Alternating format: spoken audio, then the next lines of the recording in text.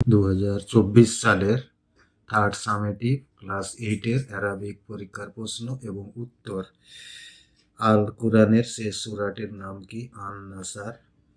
দিন রাতে মোট কত রাকাত ফরজ নামাজ পড়তে হয়? 17 রাকাত। প্রধান ফেরেশতাদের সংখ্যা কত? 4 জন। ইসলামের ভিত্তি কয়টি? 5টি। পৃথিবীর প্রথম নবী কে? মা হাওয়া। প্রশ্ন বুঝে উত্তর দাও। আদাদ বা বচন কয় রকমের ও কি কি? 3 রকম। ওয়াহেদ, তাসানিজ, জামিয়া। প্রথম কালেমা কি? লা ইলাহা লাহু। নিচের শব্দগুলোর আরবি অর্থ লেখো। তো আরবি অর্থগুলো এই যে দেওয়া রয়েছে, এটি ভালো করে দেখে নেবে।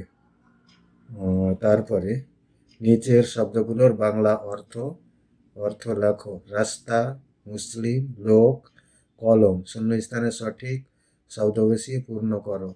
বিশ্বনবীর আরব দেশে জন্ম হয়। হিজরি সন গণনা শুরু হয় 622 খ্রিস্টাব্দ থেকে। আরবি প্রথম মাসের নাম মহরম। কোরআন শরীফে মোট কয়টি সূরা আছে? 114টি। কন্যা শব্দের আরবি, এই যে কন্যা শব্দের আরবি। তারপরে সাধারণ জ্ঞানের প্রশ্ন। ভারতের রাজধানীর নাম নয়াদিল্লি। তাপমাত্রা মাপার যন্ত্রের নাম থার্মোমিটার। ভারতের প্রথম প্রধানমন্ত্রী ছিলেন পণ্ডিত জওহরলাল নেহেরু। প্রধান ইন্দ্রিয় কয়টি? 5টি। চক্ষু, কর্ণ, জিহ্বা, নাসিকা, ত্বক। ভারতের ঋতু কয়টি? 6টি। গ্রীষ্ম, বর্ষা, শরৎ, হেমন্ত, শীত, বসন্ত। 3টি প্রশ্নের উত্তর করো। প্রথম কালেমা কি? সুন্দর করে লিখো। তো এই যে লা ইলাহা মুহাম্মাদুর রাসূলুল্লাহ। দ্বিতীয় কালেমা কোনটি? লিখে দেখাও। তো এই যে দ্বিতীয় কালেমা, এটি তোমরা এটি ভালো করে দেখে নেবে।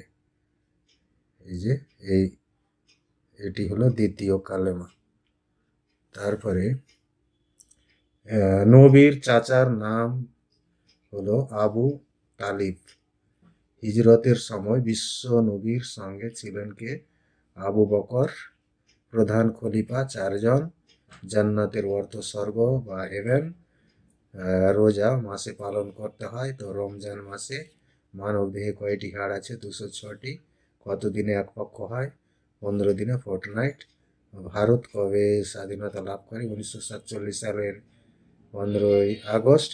সপ্তাহের প্রথম ও শেষ দিন কি? সোমবার প্রথম দিন, শেষ দিন হলো রবিবার।